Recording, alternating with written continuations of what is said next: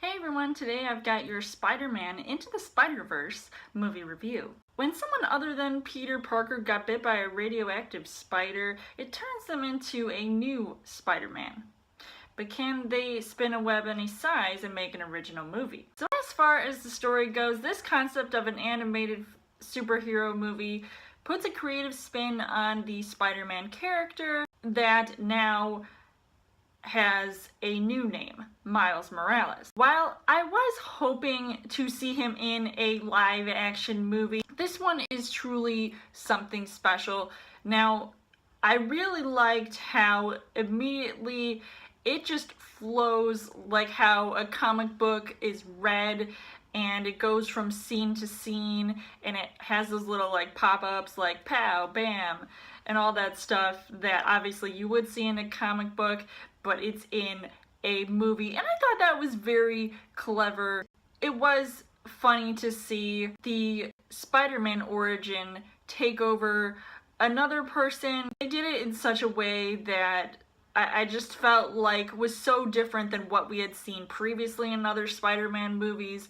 This time there are multiple dimensions that are created by the antagonist of the film. That's where they bring in all these other variations of Spider-Man. I literally only knew a couple of them by name, but I was really shocked to know how many there actually were. But it was really cool to see them all interacting with one another, because I mean that's a lot of Spider-Man, so you know how that could possibly turn out. So as far as the casting goes, you've got Shameik Moore, who plays Miles Morales, and I really loved his character because, I mean, he's literally just another teenager in high school just trying to get through life. He has this new set of responsibilities because he got bit by a spider, and now when he does face all of these other Spider-Man characters, obviously the OG Peter Parker, played by Jake Johnson, I thought it was really cool to see. I was trying to figure out who was even playing him in the first place, but I thought his character was pretty cool as well, because it was kind of like a version that we hadn't seen in the live action movies, and it really shows like how much of a game changer it was because of how these characters were portrayed. And you even have Hailee Steinfeld, who plays Gwen Stacy, aka Spider-Woman, and I immediately knew who she was when she put on the costume, and I said, that's Spider-Gwen, and obviously there's a comic book for that. When you have Liev Schreiber, who plays Kingpin, I mean, he was like, you know, a very generic villain, but, you know, really, I could care less. I wanted to see all those red and blue spider people come out. And you've also got Nicolas Cage, Mahershala Ali, and many more big names added to this movie, so I thought that was really cool as well. So the things that I liked about this movie was that the animation was out of this world. I mean, it's a really beautifully made film because of this animation that I feel like I had not ever seen before in a movie like this.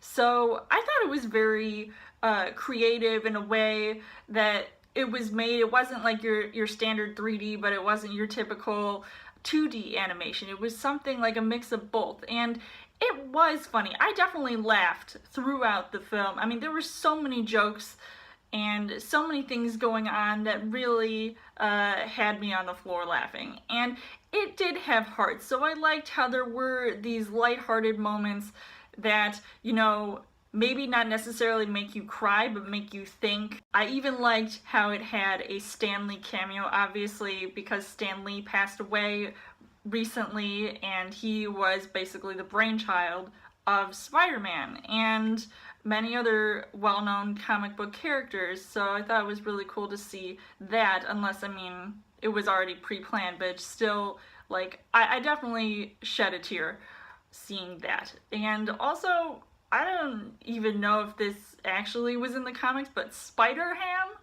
Now that was something I did not expect to see. So overall, I would say that this movie was pretty entertaining. It was action-packed. It gave me everything I literally did not expect from a movie like this, but I still found it to be quite enjoyable. So I would highly recommend seeing it, and you know, bring your entire family. It's definitely worth a watch. So I would give this 5 hearts on the heart rate scale. So let me know in the comments what you guys thought of Spider-Man Into the Spider-Verse. And as always, you guys can subscribe to my channel. I've got more movie reviews, movie updates, come every week for a Child Thursday video. You guys can also like me on Facebook and follow me on Twitter. And I will see you guys later.